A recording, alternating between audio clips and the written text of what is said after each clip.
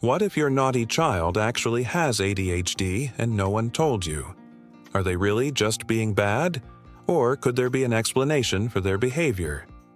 If you're struggling with a high-energy, impulsive, and inattentive preschooler or toddler and wondering, are they just full of beans, or could this be something more like ADHD? Then this animated video is perfect for you. So let's jump into it. Here are 5 ways to tell the difference between ADHD and high energy. Number 1. Inattention. Is your child easily distracted by things that don't bother other kids? Do they seem to have difficulty paying attention to details, making careless mistakes, and losing things that are necessary for tasks or activities during the day? Perhaps homework, shoes, or even their toys at home. Children with ADHD struggle with sustaining their attention on a task or activity that is not particularly engaging to them, and they often get distracted by external stimuli in the environment that other children aren't bothered by. So, while all kids can get distracted, it's the frequency and the types of distractions that can be telling. For example, does your child become hyper-focused on something that most people would find boring, like the veins on a leaf or the design on the carpet? Or do they become distracted by things that are moving or making sounds in the environment, such as birds outside the window or cars driving by? These are some of the things that might be distracting to a child with ADHD. But remember, these are just examples, not a formal diagnosis. It's important to note that many kids with ADHD also have average attention spans when they're interested in something, but they tend to get bored easily and then need to move on to something else. No. 2. Impulsivity. Does your child think before they speak? Children with ADHD often have trouble with self-monitoring and impulse control.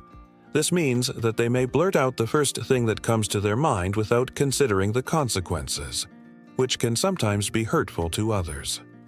Additionally, they might act without thinking things through, such as running into the street or sticking their hand into a cookie jar, despite knowing they're not allowed to touch it.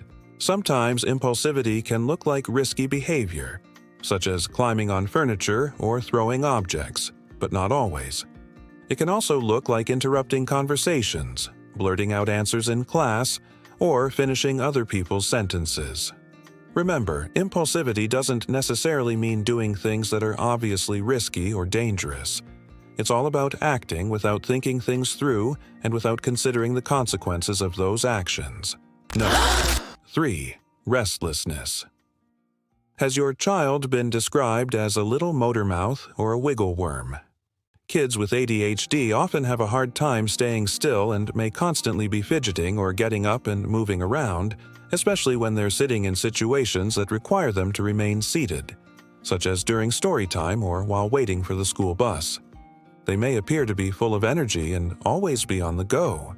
But the truth is, restlessness is a common symptom of ADHD because of an excess of energy and difficulty staying focused. It can manifest itself in different ways, such as an inability to sit still or an inability to relax and unwind after a busy day.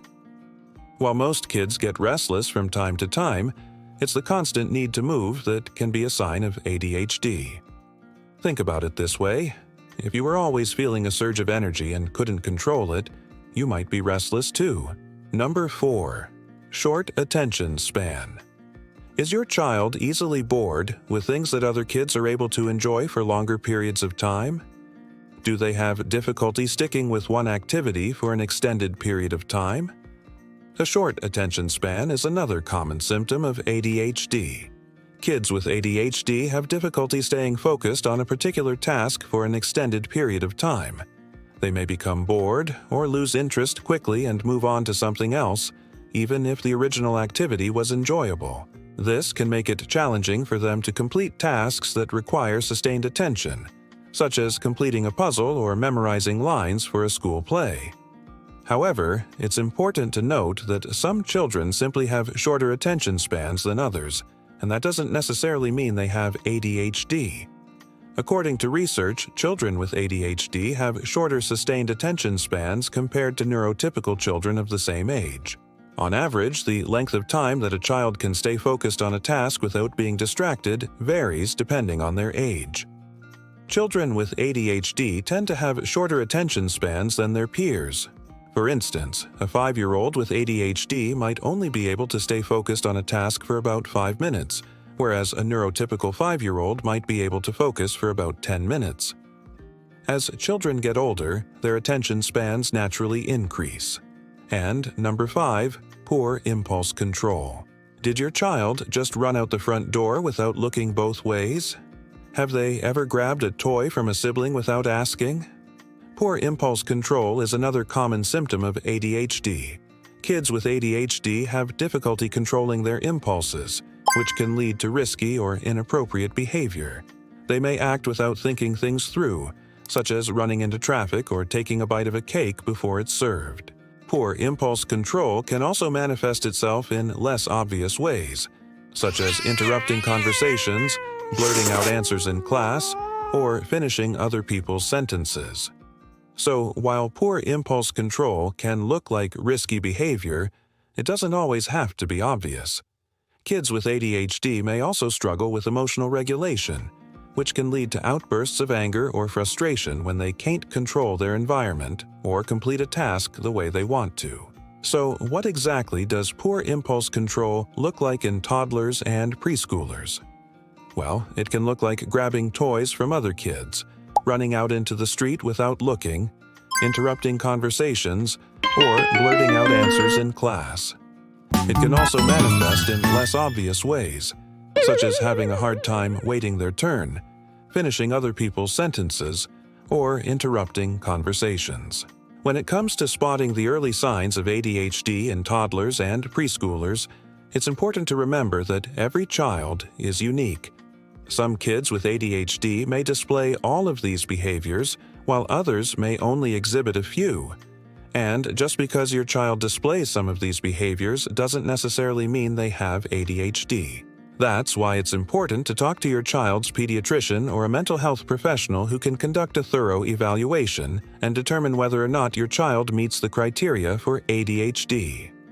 If you're concerned about your child's behavior, don't hesitate to reach out for help.